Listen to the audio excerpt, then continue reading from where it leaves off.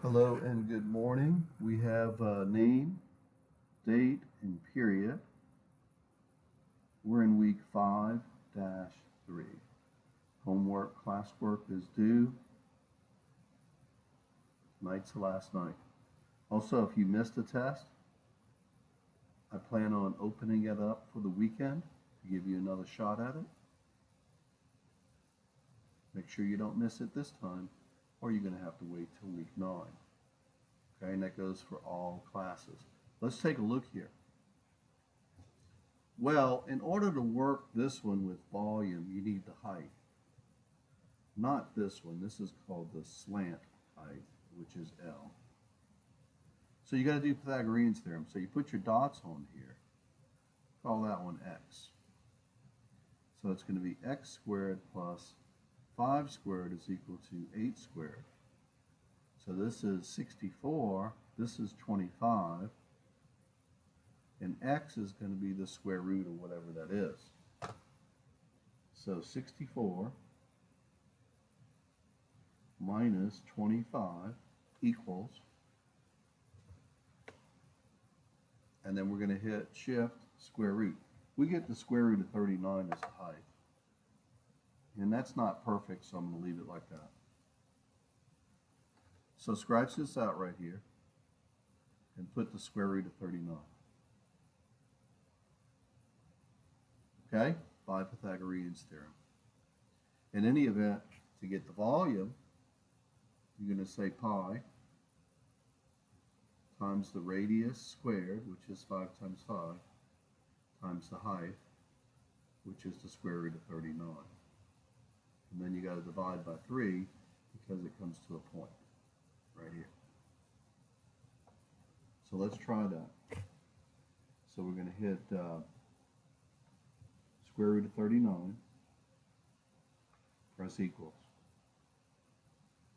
Okay? Times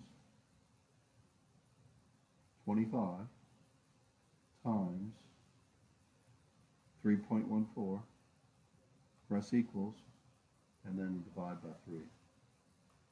If I did that right, I get 163. And this is volume. Okay? To get the lateral area, you would just use this one. To get the total surface area, you use this formula here, the whole thing. Okay? So let's look at it. So put surface area equals pi times the radius squared plus pi times the radius times the lateral height. Now on that worksheet I gave you the other day, the first part of it, they only wanted that. That's called the lateral area. So 3.14 times 5 times 8 equals. So that is 125.6. I think that is. Okay? Plus 25 times 3.14. Press equals, and I get my answer. So I get 204.1 is the total surface area, and that would be square inches. Volume would be cubic inches. All right, in any event, again, if they only want lateral area, you would only use that part.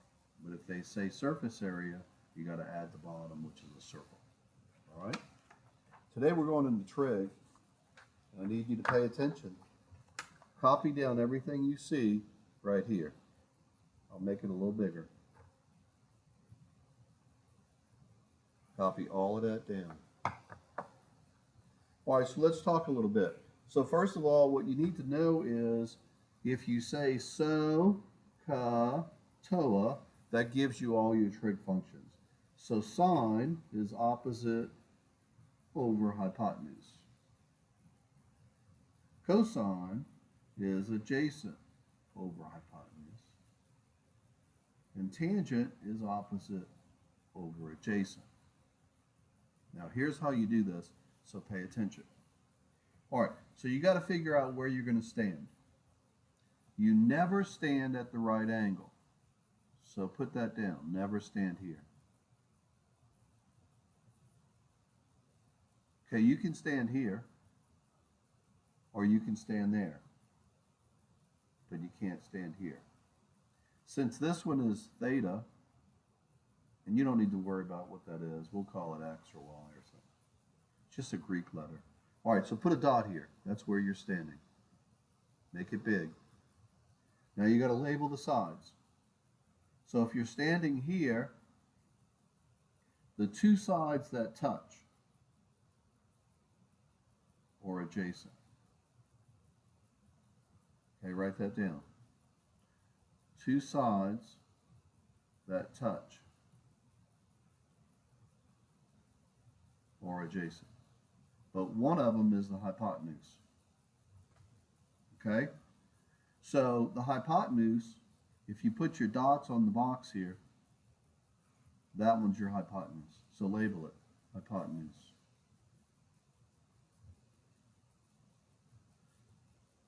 This one must be the adjacent. And then the only one left is the opposite. Now the way you can think about it is if you stand right here and you look straight across this way, that's opposite. Across from the 90, that's the hypotenuse. The only one left is the adjacent. So there's a lot of ways you can think about it, but you got to get that right. Okay? All right, so let's try that again. Let me get a new sheet of paper. Draw this triangle. Let's put a Y right here.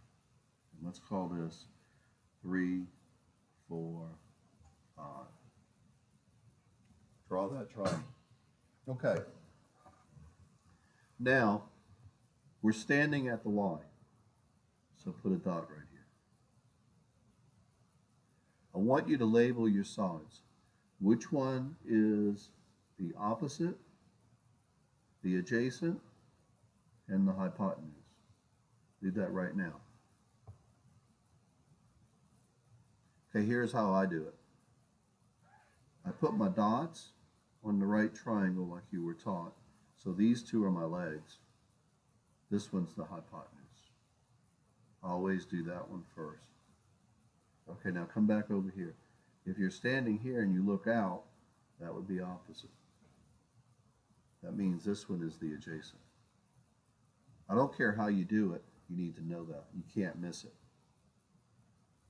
Okay, and I need 100% on that right there. Try it one more time. Draw this triangle. And you're going to stand right here. And I'm going to just make up some numbers. I'll put A, B, and C. Okay? Or better than that. Oh, we'll stay with it. All right, label the sides. If I'm standing right here, and it doesn't matter where I stand, if I look across from the 90 degrees, that's the hypotenuse. Okay, so I got the hypotenuse. If I'm looking straight out this way, that's opposite. The only one left is adjacent.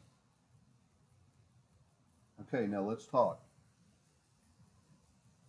Let's go back to this triangle here, and let's put the sign of angle Y equals.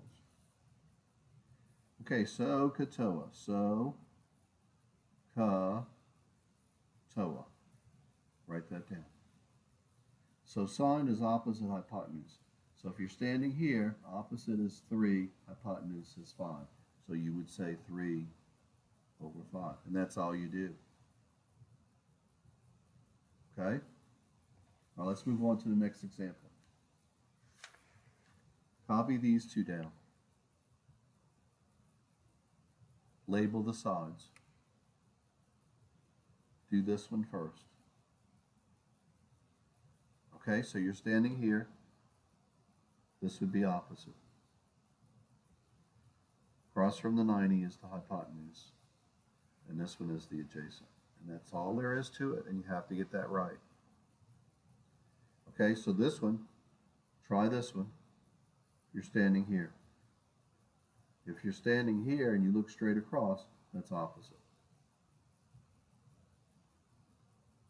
If you look across from the 90, that's hypotenuse. And this one is adjacent. Make sure you can do that, okay? Can't do it sometimes. You got to do it all the time. Okay, let's try this one. Draw that triangle. All right, so put a dot where you're standing. Okay, where are you going to stand here? Now label your sides. This one is opposite. This one is the hypotenuse. And this one is adjacent. Okay. To find A, you're going to stand here. It's going to be opposite. You don't want to use adjacent because you'd have two variables. So if you're standing here, and I ask you to find the sine, or let's say I ask you to find A. If you need to find A, that would be opposite and hypotenuse, so it would have to be the sine. So it'd be the sine of 26 degrees is equal to opposite, which is A, over the hypotenuse, which is 24. Draw a line. Now you got to solve this equation, so you're going to multiply by 24. So it's going to be 24 times the sine of 26 degrees. Now if you don't have a calculator that has trig on it, you're going to have to bring one, or you're going to have to just set it up and borrow somebody's. So on this one right here, I press sine 26, press equals, and then times 24. So using trig, I get 10.5. That's how you do it. If you want to find B, that's adjacent and hypotenuse, so that's got to be cosine. So that would be the cosine of 26 degrees is equal to adjacent over hypotenuse. So this one would be 24 times the cosine of 26. You're going to have to learn trig for this next test if you didn't learn it before. Okay? All right, anyway, this is your work for today. Go ahead and get started. If you get stuck, raise your hand and I'll help you. All right, we're moving on now to college algebra.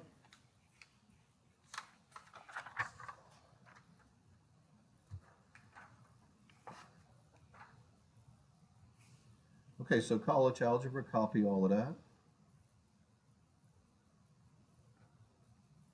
All right, we're in week 5-3. You have homework and classwork due. Also, if you miss the test, I'll open it up for this weekend only. Don't miss it again. All right, I'll put a sign-up sheet maybe, and then that way we'll do it that way. Anyway, that'll be Thursday or Friday when I open it. Make sure you remind me. Let's take a look at these. To find the log of 2 of 32, you could use your calculator, okay?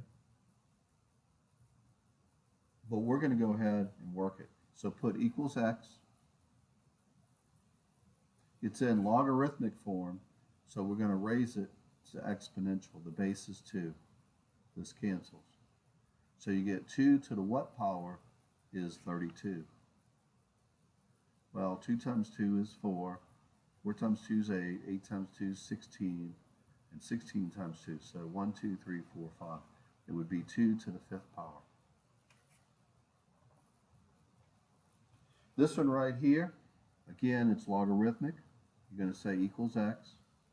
Your base is 3, so you're going to raise it exponentially to base 3 like that. So 3 to the 0 power equals 1. This one right here, you're going to have it as, I would rewrite it as log base 10 of 10 to the negative 2. That's the way I would rewrite it. because this is 10 squared, and then when you bring it up, it becomes a negative, equals x. So you're going to raise it exponentially. This cancels.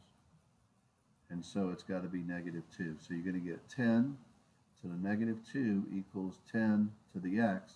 You have the same base, so these exponents are equal. X equals 2. Well, let's move on. Common logarithms are logarithms that have the same base, which is base 10. So right here, they're not going to write base 10, but it's understood to be base 10. I'm going to write it in there just so you see it. Okay? So if you don't see the base, it's base 10. Write that down. If you don't see the base, it's base 10, called a common logarithm. All right, let's move on. Copy down these properties. And we're going to work these. Okay? So here we go. All right. So on this one right here, I'm going to put an x. And it's in logarithmic, so I'm going to raise it to base a. This cancels. So I'm going to get a to the 0 power equals 1. So x has to be 0 to get 1. All right, this one right here. Put equals x. I'm going to raise it to the a power, or a base. This cancels. So I get a is equal to a to the x. And in order for a to equal a, this has to be a 1. They have to be the same. This one right here, put equals x. This right here already cancels. So this cancels here. So you get x equals x. So x is x. This one right here, you have the same log right here in the same base. So this cancels and you get x equals y. Those are the properties of logarithms. Now we're going to use these.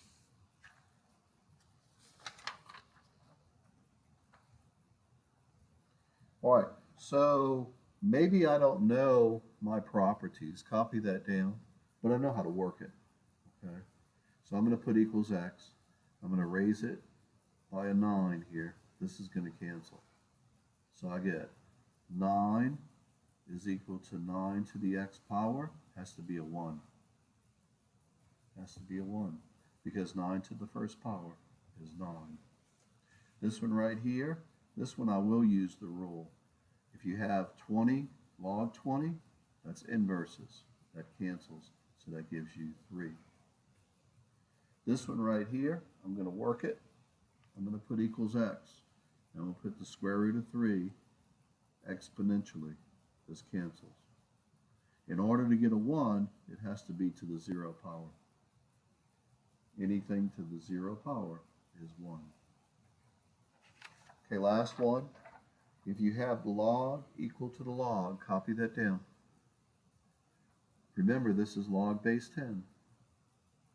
This cancels, and you're left with x minus 5 is equal to 20. And then you work that out. So you're going to get x equals 25.